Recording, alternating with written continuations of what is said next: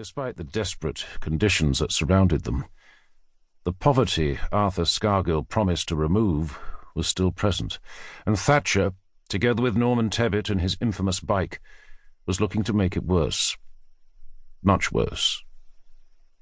Dave felt the early morning chill despite his heavy uniform, and turned up the collar of his overcoat. He was unsure if it was the cold or the memories of Barnsley that made him shiver. Seven House was what Dave's father referred to as an old folks' home. Insanely, the council had built the sheltered housing village smack bang in the centre of Callan. Katie worked the night shift and was the saviour of all wet, cold and pissed-off policemen. David Stewart fitted that bill perfectly.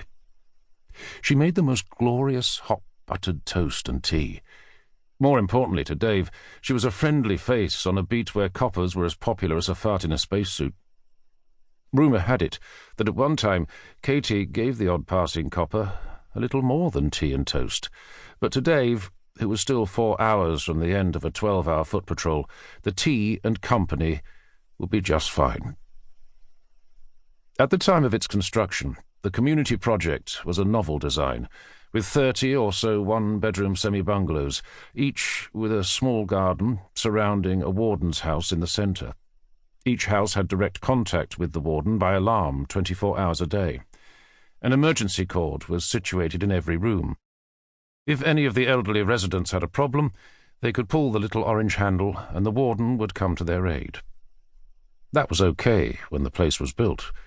What the council hadn't banked on was the rapid demise in both the moral and financial condition of society surrounding the poor old dears come the present day.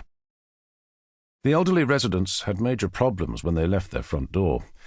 If they didn't have the luxury of a car, the nearest bus stop was 10 minutes' walk if you were good on your pins. Not good on the Callan estate. As Dave approached, he studied the warden's house and saw the telltale light burning in the rear.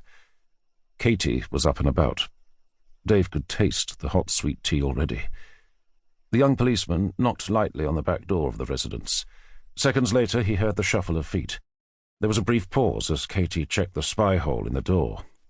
"Only me, Katie." Dave shone his torch at himself to aid her. He could see his breath again, and figured he looked like something from the new Halloween movie he'd just seen on video.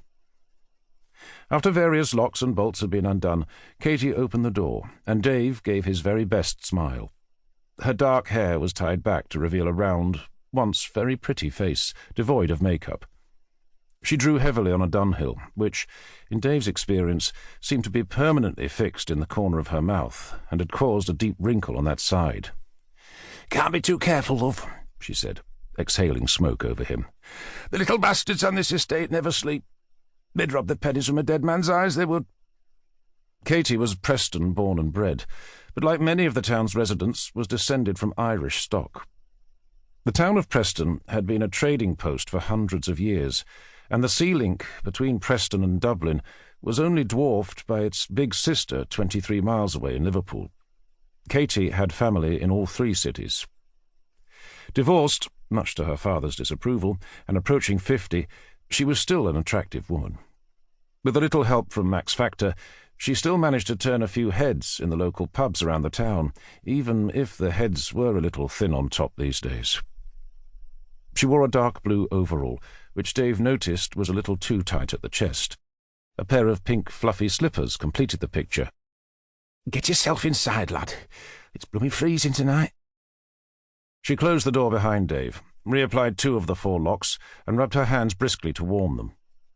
Dave loped into the lounge, removed his heavy uniform overcoat, and made himself comfortable in a much-worn, all-enveloping armchair. "All quiet, Katie?" he asked, knowing the answer. "Aye, so far.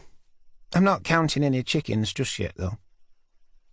Katie turned and made for the kitchen, her slippers making shuffling noises on the recently bleached linoleum floor. Dave listened to the familiar household sounds, and minutes later she returned with the obligatory tea and toast. "These little villains round here will be the death of me, Dave." Katie sat down heavily on an even more dog-eared sofa. "We've had 3 bungalows done over in the last week, all in the early hours. The residents are terrified." "Yeah,